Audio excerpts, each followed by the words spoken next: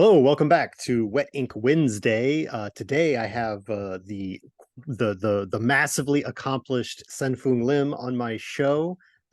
Sen is a game designer, is a educator. He's the co-host of the Meeple Syrup Show, where he talks to all kinds of other game designers and talks about all kinds of like topics in game design. So I'm really glad that you came on my show today, Sen-Foong.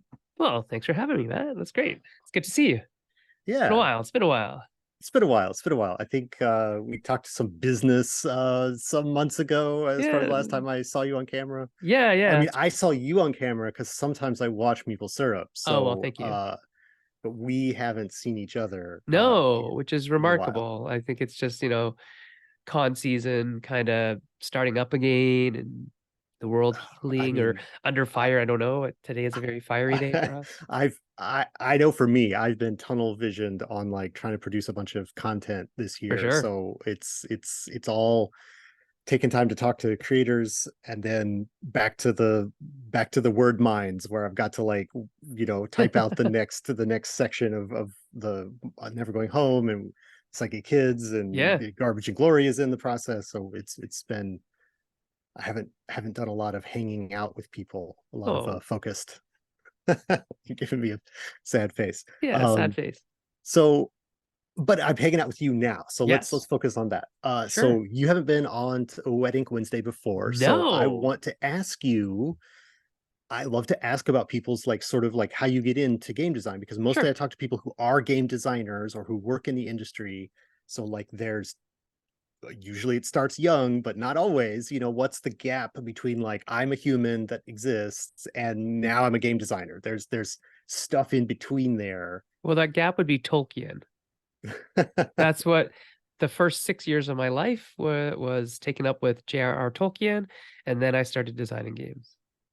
I, right. So like there's not a lot of game content in there. So what's the thing that's like, I want to do this, right? So did you start with like, oh, it was your knockoff thing where you're like, I'm gonna make a No, hex crawl and it's got to be the no, Mines of Moria, or it what did you jump was into? I was a precocious kid who outgrew everything that teachers threw at me. So my mom, uh, being very British, found me all these things from Britain to do, like, hey, read the Lord of the Rings and read like what else did she make me read? All the stuff from like not Pratchett, not at that time, but Hitchhiker's Guide and things like that. Mm. So when I was done all of that, she could find no more. And um, so she thought a good idea would be to drop me off at the university, the local university, when I was 6 years old to play games with fully grown men when I was 6 years old. And so that's what I did. So I grew up in the basement of my local university every Saturday after swimming lessons, smelling like chlorine, playing role-playing games and what we called beer and pretzel games. I had no idea what beer was at the Right. time until everybody got there to play Dungeons and Dragons. So I've played Dungeons and Dragons for 44 years of my life. Um, well, I mean, yeah, it's been a long time. Dungeons and Dragons in some form has been part of my life for a very, very long time. And it's funny because I actually don't even like Dungeons and Dragons much anymore. Um, it's this thing where But I got out of playing role-playing games very quickly when I was 17. So I had a 11-year love affair with role-playing games where it, like, consumed my every waking moment. I would hide, don't tell my mom, I would hide like source books inside of my music that I was supposed to be practicing, and I would just memorize my music, and I just be like do do do do do do do on my violin while I was reading about, I don't know, Cthulhu or something. And and so when I was 17, being that precocious kid, I went to university when I was 16. And I was 17 and I was failing out of university. And at that time, I thought, oh, I guess I should actually pay attention to my studies because yeah, I'd no, lost all my scholarships. I got kicked out of residence. It was not a good thing. no, that sounds like a bad scene. That was a bad scene. And well, that's what happens when everything comes really easy to you, right? Everything comes really easy to me unless it doesn't, and then it's really hard. And so I grew up not knowing how to study at all, Mm, and I grew up being the smartest kid in the room all the time. And so when I got to university, I actually met people who were smarter than me. I met yeah. people who had study skills. I go, what are you doing? Don't you just like memorize all this stuff? And like they're like, no, you have to understand it and apply it, and all these like secondary and tertiary level skills that I just didn't have because Yeah. I just skated through life. And so I, it's that I I don't that want to common get to the end story. of your own story, but this No, sounds like you're setting up like this sounds like the origin story of all of your pursuits, right? I mean, you're an educator now, and yeah, you oh, it is for classes sure, and like hundred all that kind percent, of stuff. So like, 100%. I just am so excited, but like Yeah. you get you tell it. I don't want So to. so I gave up role playing games is what I did, because role Yeah. playing games for me consume a lot of time. Like they consume a lot of this brain space for Mm, me. I'm yeah. the kind of person who constantly is thinking about maybe stuff I shouldn't be all the time. And I was the type of person who would like, oh, I'm playing a bard, I guess I should write a song. I wrote a song, I guess I should write a whole album. I wrote an album, I guess I should write a play. And so I got so deeply into that. I wasn't like a LARPer. I wouldn't make costumes because I didn't have that skill, but I would do everything else to the point That's. where it was detrimental to my I mean, you're like. well-being. Yeah, I mean, you're a little bit older than me, so this is like the 70s, the late 70s. This is like you're literally the people that were in the fear-mongering articles about like he Yeah. can't separate reality from fantasy, and he's gone off into the steam tunnels to like possibly to conduct some sort of ritual. Oh I don't think no, I would ever Dungeons and done Dragons is that, bad. but definitely got into it so much that it was affecting the rest of my life, right? Which was sort of the drawback of it all. It's like, yes, it was very immersive, it was wonderful, that allowed me to be creative and do all those things that normal school just wasn't doing for me at all. And it actually kept me out of a whole lot of trouble, but then got me into a lot of trouble when school was actually the focus. Like Yeah, post-secondary education, maybe you should go do that thing that you're paying multiple thousands of dollars to do. sure, So sure. I gave up role playing kind of cold turkey, and I said, okay, I guess I can't do this anymore. But what about, Magic the Gathering and Warhammer? Uh, Well, yeah, and those are two like that's out of the frying pan into the fire. right, so I gave up one lifestyle game to pick up two lifestyle games, and eventually, I got out of Warhammer. I got out of Warhammer quicker because it was, um, what's the word?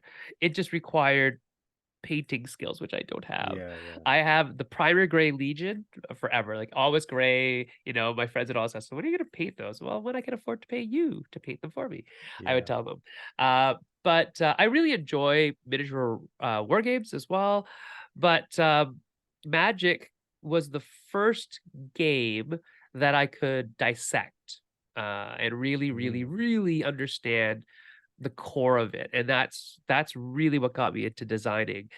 um that makes sense. I would hack, role play games, and I would hack Warhammer, but I actually this is just showing how old I am.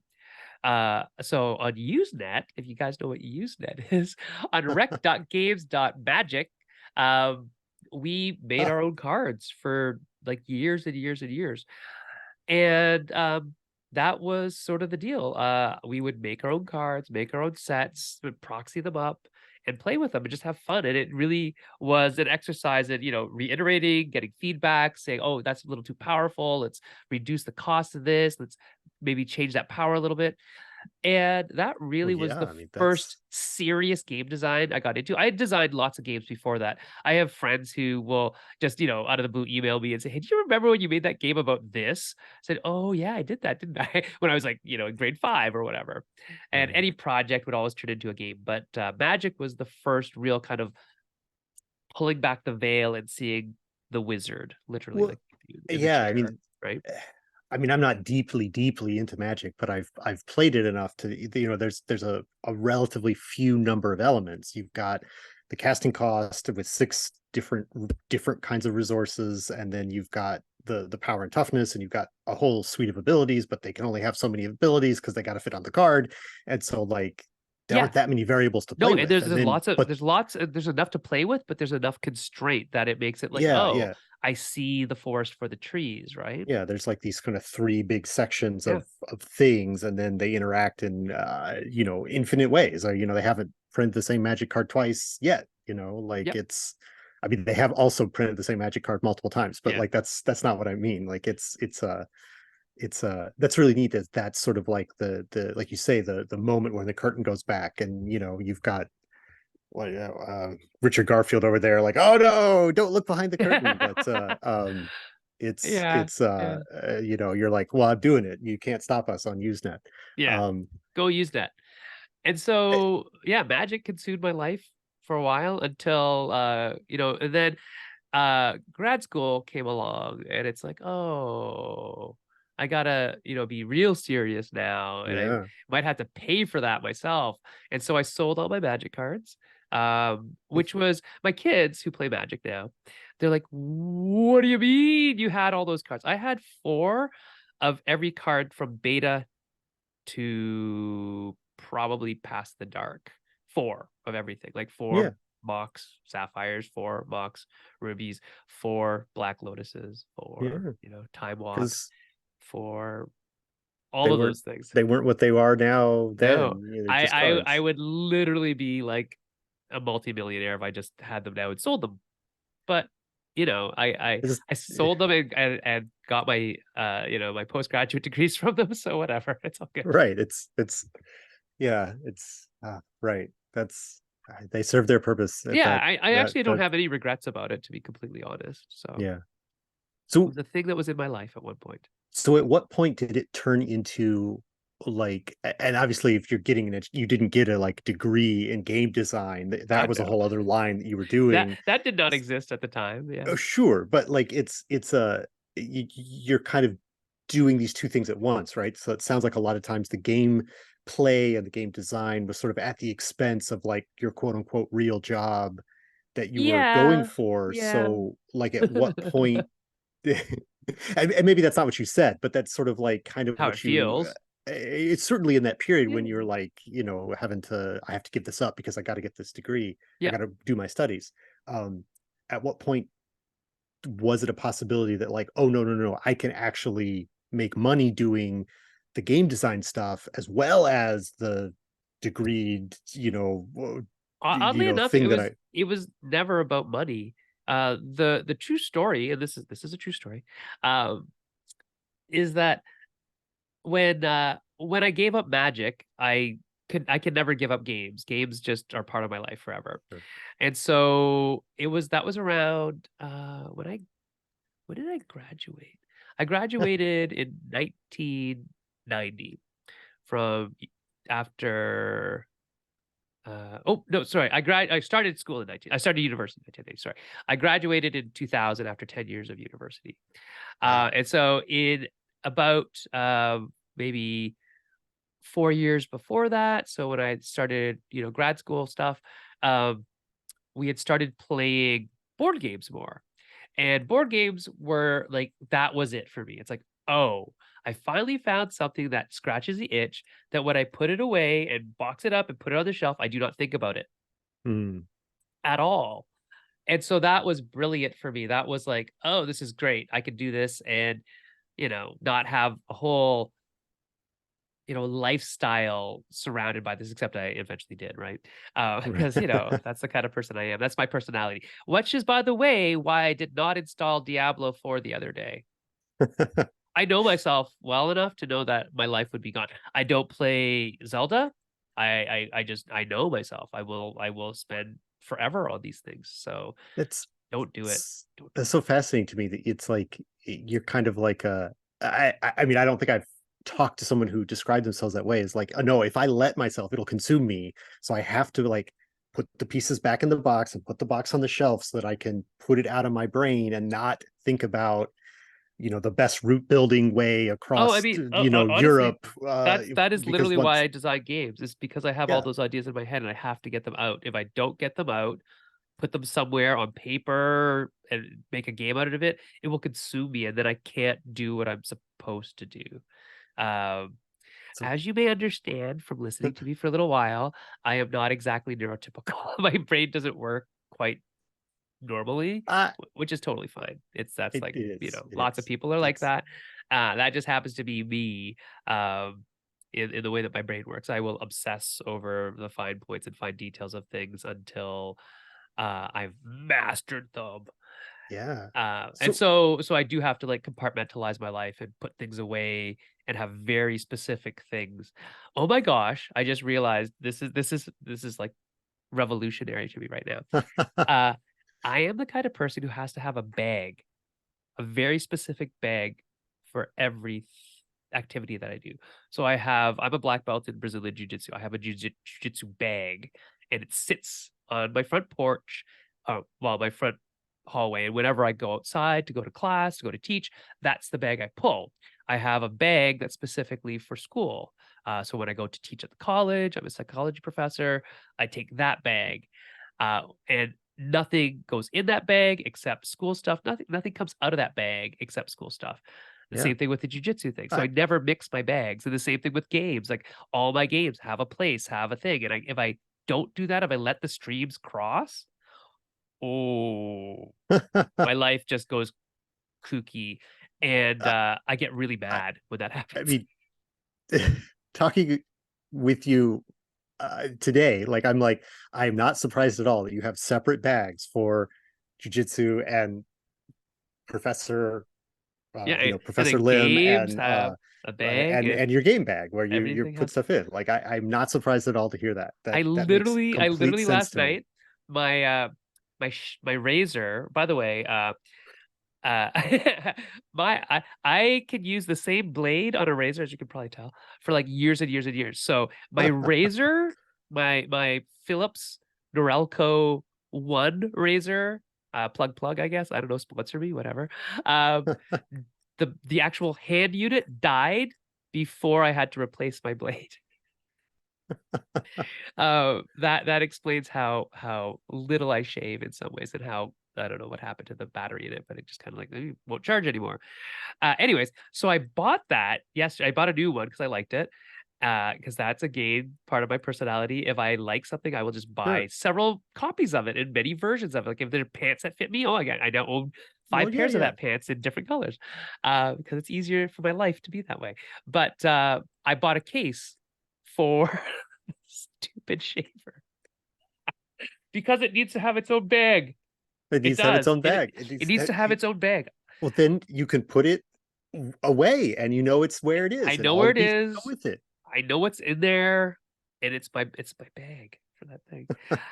This I all comes from, by the way, this is my obsessive compulsive nature that comes from being a Boy Scout. Mm. I don't know if you're a Boy Scout, but when I was a scout, we always had to do this thing with like a mid tin box.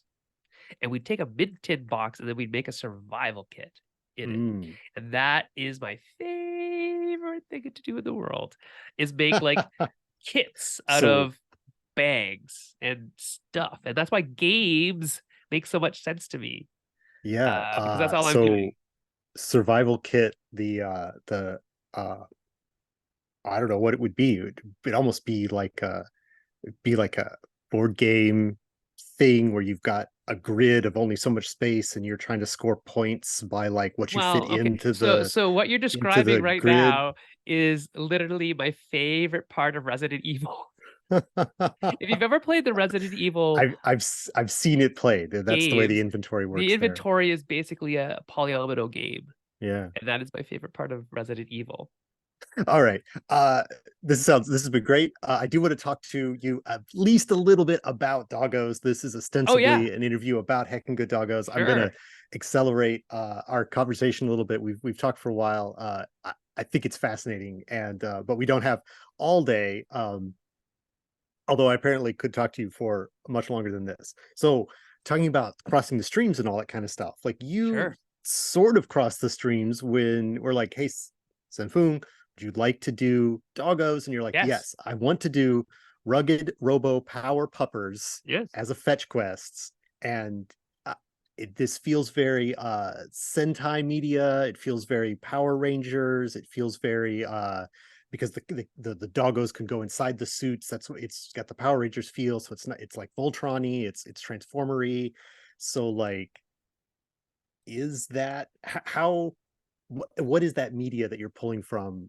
Because I've named a bunch of stuff that it sounds like to Yeah, me, but what are your actual inspirations for putting that into the thing? And then we'll talk a little bit about like how you made that fit for dogs. But yeah, like, all the above. So I love all of that media that you just mentioned. So, I grew up watching animation. It was my favorite thing to watch. I grew up on basically so here's this thing that you might not know is that animation came over from not all of it, but the Japanese animation that came over first actually was really, really, really adopted heavily by the French. And because Canada is a bilingual country, we ended up getting a lot of French programming. And so I grew up watching Japanese cartoons translated in French.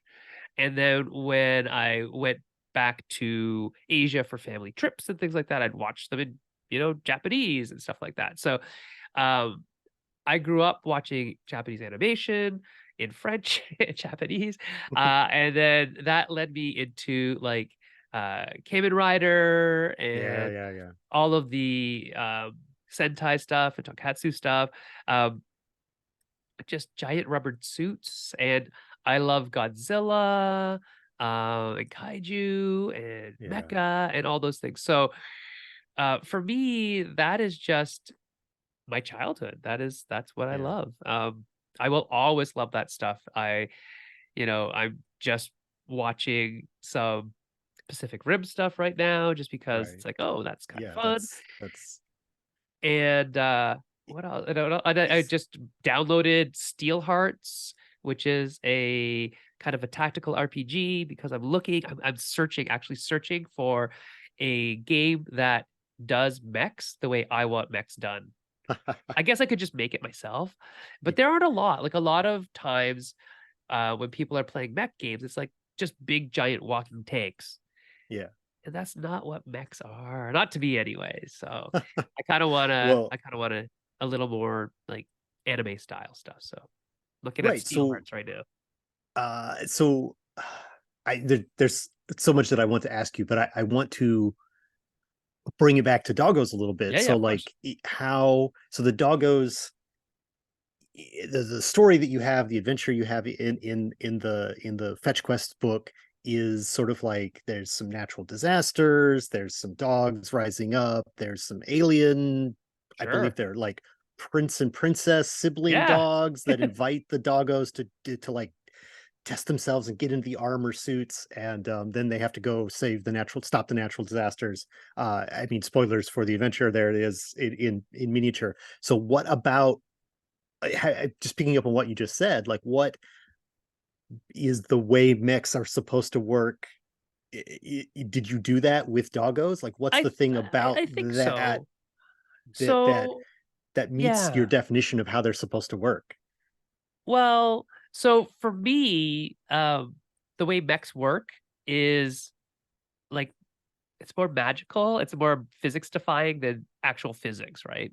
Sure. So, like, big hulking pieces of armor and things like that, that's not really what I'm about. I'm about these robotic things that allow you to do superhuman things, when you are not supposed to be able to because you are a small human, or in this case, a dog. And the whole idea behind Doggos actually came from me singing a song. It was Mighty Morphin Power Rangers, and then I just changed the words to the title of the adventure. And I thought it sounded so good that this has to be a thing now. And then I pitched it to you, going, yes, it has to be a thing. And so I made it a thing. But yeah, so the dogs in this case, the story is basically kind of very tropey, aliens land, crash land on the planet, the dogs kind of find them. There's some natural disasters, but I mean, again, spoiler alert, those natural disasters are all linked to things that are happening because this escaped alien prince is It- being chased, yeah, there's some and all those sort of stuff. kaiju. Yeah. There's some kaiju elements just a little bit in there. Yeah.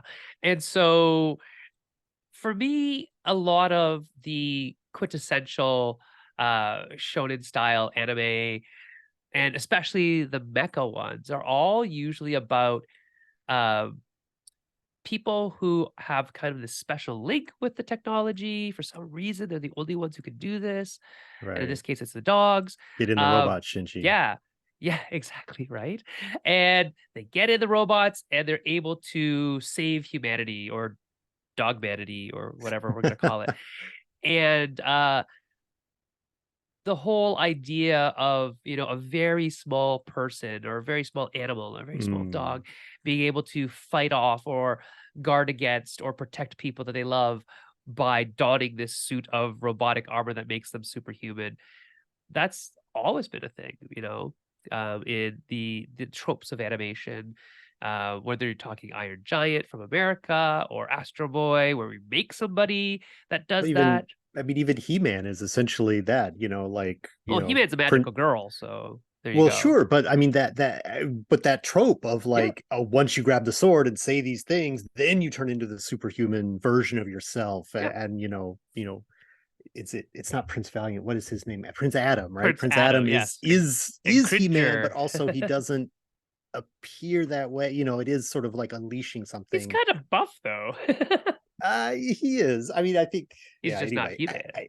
yeah, for How you sure. didn't notice that is beyond me though. Everybody else in Well, he does have Eternia. the same hair. It is, That page boy haircut. It's a dead giveaway. it is it's part of the genre, right? Clark Yeah, Kent is never totally. recognized as Superman either. So, despite the glasses being the difference, um, it's the context, right? You Yeah. don't expect to see Clark Kent punching robots, so you don't see him when he's standing right there, I guess. Just like you don't Um, expect your dogs to drive in robots. And they could. They totally could. right, exactly. Um, is there anything else that you want to talk about the Doggos adventure or anything like that before we move on to the next topic? Because I want to give you some time to talk about what's coming next from you.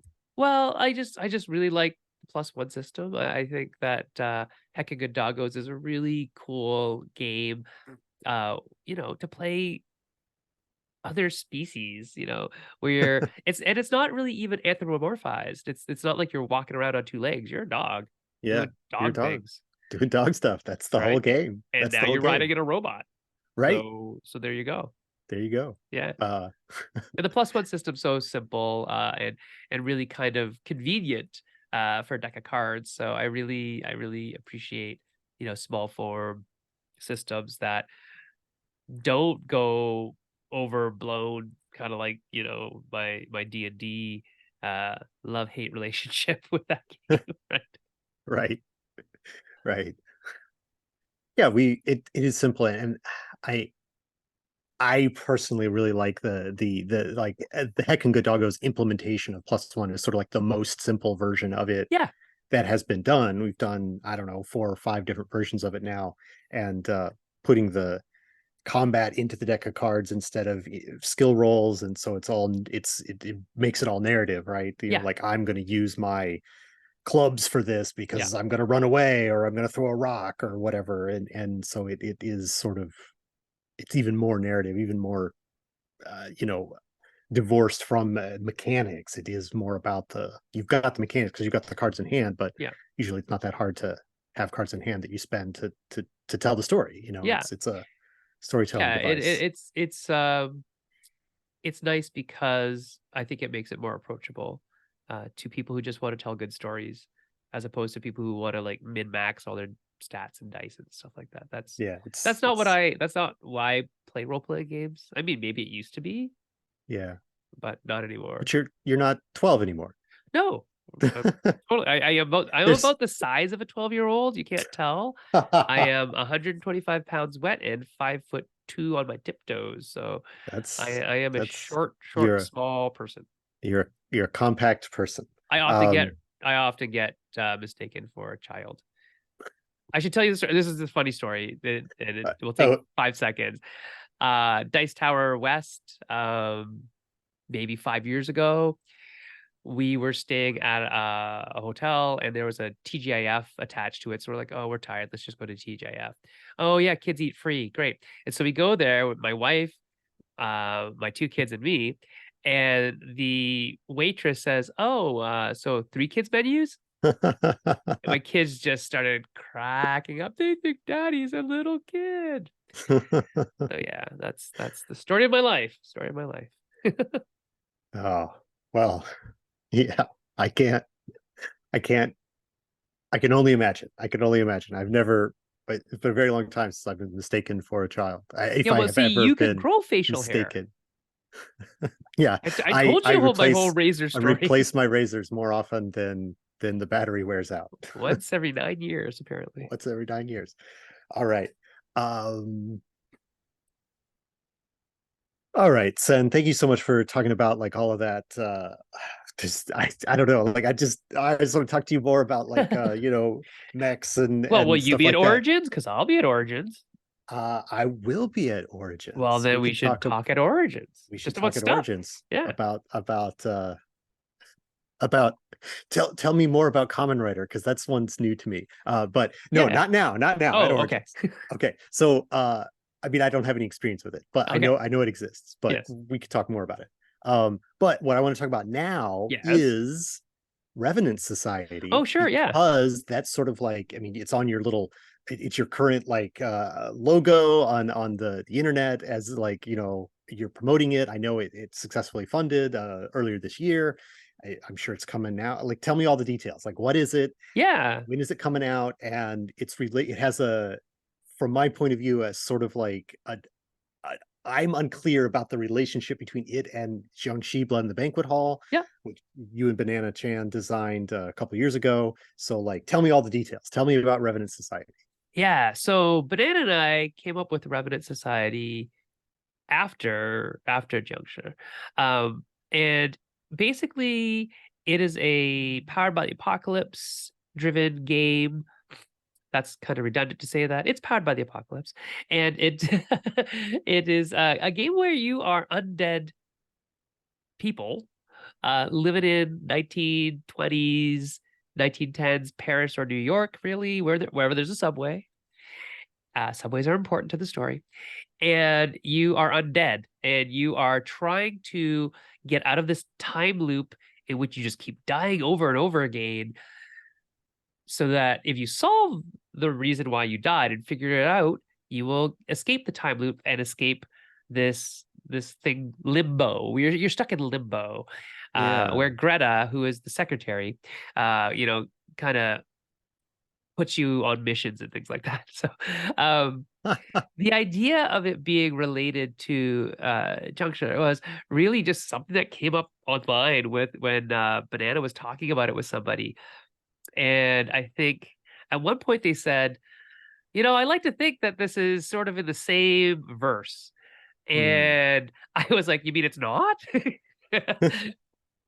And yeah, so now it It's is. So there you it's go. the Zhangshivers. Like, Yeah, so we kind of, I think, tongue in cheek tagged Winning Games in that, and you guys are like, yeah, sure it is. And Van Ryder's like, yeah, sure it is. And so now it is. So while Game and a Curry and When Ink did Juncture, Revenant Society is being published by Van Ryder Games. Van Ryder is much more known for board games like Final Girl, mhm, Hostage Negotiator, and their series of graphic novel adventures. So this is their first RPG that they did, and they went with us because we kind of cross over into board gaming as well, right? right. Myself more than Banana, and Banana crosses more into the RPG world. So they thought that, oh, we like these two people. They write good stuff. Let's work with them. And what we came up with was this cool kind of time loop RPG. Um, and it's a little different. And it's, it's sort of similar in a way to Junction, that there is an end, kind of. Yeah. There is a kind of a win con, which is a little bit straying away from the traditional roots of, well, trad RPGs, where story goes on forever, campaign runs 30 years. It's like, no, we want a nice arc. We want a nice story with some finality to it. So Well, that idea of like you're trying to escape limbo, so like that's sort of a finite story, right? Is yeah, like, you die, but and keep dying until you is it is it like Mysterium and that you have to solve your own murder, and Yes. then so that's the end point, and it seems logical. It seems logical to have that input. Yeah. I mean, is there a bigger world past that? I mean, Banana and I have thoughts and things that we're Sure, talking about. sure. Um, as you know, Banana and I talk with writers and producers in Hollywood a lot about our games. So that is where we're going with all of this is, is there a bigger verse outside of the game itself? But for some reason, I don't know why, both of us really like that time period, like that 1920s ish.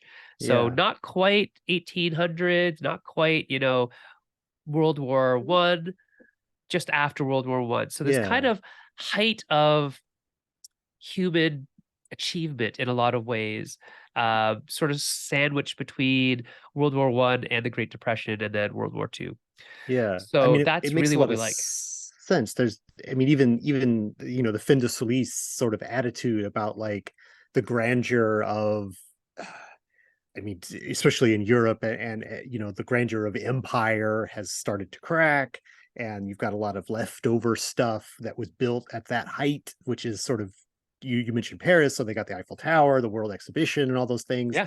and so it's like, oh, we built this big thing to show off, but now we're just going to leave it there, and it's going to look a little rusty and a little out of place, but then like, but now, hundreds of years, or not hundreds, but like more than 100 years later, it's like iconic. But like at the time, it was sort of like, you're just going to leave it there? Like, what are you doing? And so like, it makes sense that there's sort of like this decay kind of built into the setting. And of course, World War One is like a huge part of that, Yep. like really a big smack in the face to like, no, no, no, the past is over, but the past hasn't really gone away yet. It's still lingering around in all of the architecture and all of the attitudes, and people who are alive in the 1920s could very easily have met Queen Victoria and met, Yeah. There's people like, I mean, so many it's cool stories and people. Yeah. and And we she's just, romanticize them heavily, but yes. she's Yeah. just the big name that Yeah. that comes to mind. But there's any number of like 19th century figures, Charles Darwin or Nikola Tesla, and like all of those Yep. people are like, they're active in that era. They go across that gap, so like Yeah. it's very dynamic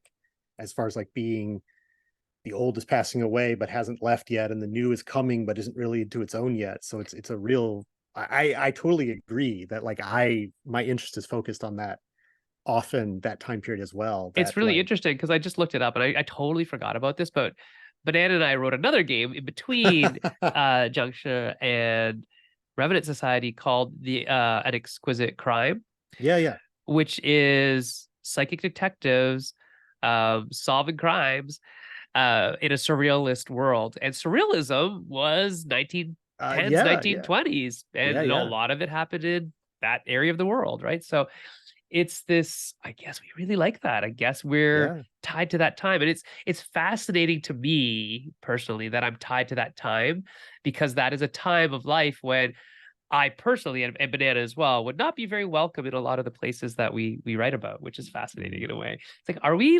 really interested in that because we're looking from the outside? Are we on the outside looking in? I It's mean, fascinating. I think injecting yourselves into that period is a worthwhile project, right? Because I Yeah, which is mean, what Juncture really was, I'm right? trying to think of, is it Max Ernst? I think that's one of the famous Dada surrealist artists. Like, you don't get a lot of, you know, you don't get a lot of Asian creators that are in that movement, but like, that it's not like there weren't Asian people in Paris in the 1920s, like, There actually were. there, I there, there, absolutely know there were, there was a massive communist movement at the time. well, yeah, and I Flyers think and it came leaflets galore. I think it came later, but like the, famous, I mean, France in particular, right there, Yeah. their project of colonizing Vietnam, and that led to, there's always a relationship between the colonized and the Yeah. colonizer, and you get the diaspora. That's the first place that the diaspora goes to, is to the home, quote unquote, home country of the colonizers, and stuff like that. So like, Yeah, in a lot of ways. Asia. Yeah. Which is where one of our artists for Juncture comes from. Yeah. No Tien is Vietnamese French. So yeah, Yeah. right. So Uh, yeah, that whole period of time just fascinates us, and I really yeah. don't know why. I should probably sit I myself down on a couch and psychoanalyze myself. yeah, yeah, you got those skills. I Um, talk about like Marvelous Miss Maisel a lot too because I love the mm, show, and it's like that would be such a wild time to be alive. And then I realize later that oh yeah, I'd be heavily oppressed, and maybe yeah. is that why I'm so interested in these things that I'm not allowed to be, or I wouldn't have been allowed to be a part of that scene. Which is funny talking about Maisel because she's Jewish at a time Hmm. when Jews weren't exactly appreciated either, right? So Right. I mean, fascinating. that's yeah, definitely a major part of that show. I think I've watched the first season of that show only. So, but yeah, it's definitely an undercurrent, or not even an undercurrent. It's just like one of the It themes just of the is. show. Uh, yeah, I mean, I don't. I'm trying to think of like as somebody who, you know, if I were back in Paris in 1920, obviously I would have to learn. My French would have to get a lot better to pass as a Frenchman. But like, I wouldn't be immediately that visual exclusion, right? Wouldn't be something that I would deal with. But then like, what are the other places? I think like European, and maybe that's part of the reason why like North American weeaboos are so into like feudal Japan and stuff like that I because mean, it's the maybe, same right? sort of like Yeah, it's fantastic. It's it's fantasy a insertion. It's it's a neat. yeah, it's like this was not my world at all, but wouldn't it be cool if I was a samurai and I had this like Then mission to you go need do the Tom things, Cruise or Keanu Reeves then, right? And I uh mean, who would want to be Keanu? It's exactly, actually really exactly. interesting because I just played a game called Shanghai Noir. It's a board game that's set in like jazz era Shanghai, which is in the Hmm. 1930s. And again, that period of time fascinates me Yeah, because that was a time when Shanghai was like really widely open and very cosmopolitan with yeah, cultures from around the world's meeting.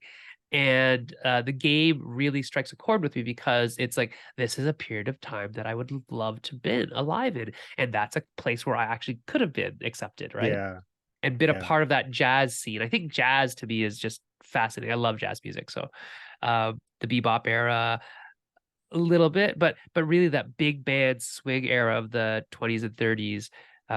It's just really interesting.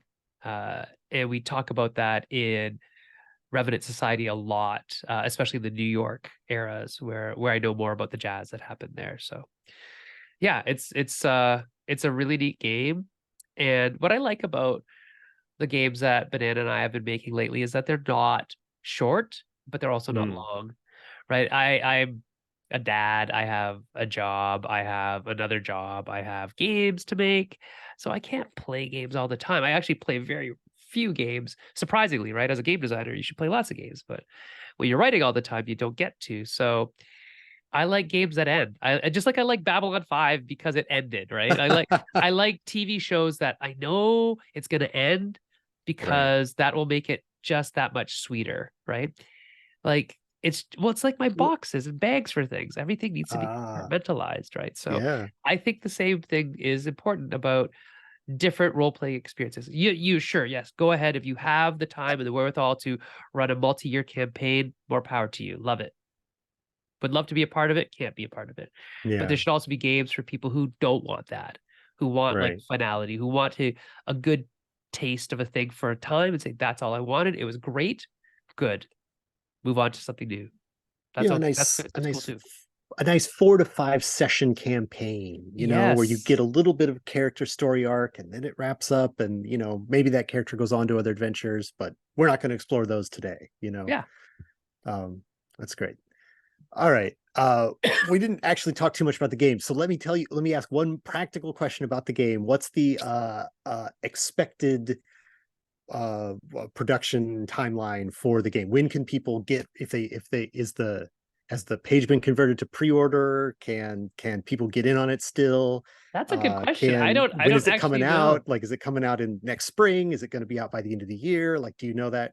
I mean, obviously those things are always changing, and you don't have to be Van Ryder's hype man. If you don't know, you don't know. But like, I actually don't usually know these things because I'm so fire and forget when it comes to Kickstarter on all things. Like again, if I get obsessed about something, I am literally obsessed about it. So I know myself very well. I do not reply to anything. I do not comment. I'll get dragged into those comments again and again. I like back something and I leave it because I would just get stuck. So Well, let's see. well, I'll Yeah, there is a I, pledge manager. Let's see where it is. Excuse me. Um, I think it might still be open. Who knows? well, if it is, then I'll put a link to it in this discussion. So, Sen-Foong, thank you so much for talking to me today. And so the last thing that I want to get you to talk about is you talked about you don't reply to the you don't want to get dragged into the comments, but Oh. you do have places where people can find your work, where people can get to you got a show you do, like where if they've enjoyed this conversation and they want to send you comments that you won't reply to, where can they do that? Well, no. So Twitter, I do interact on Twitter for game stuff, because it is short form and very, very small. So at Sen-Foong Lim, SenFoongLim is my Twitter handle. So you can reach me there.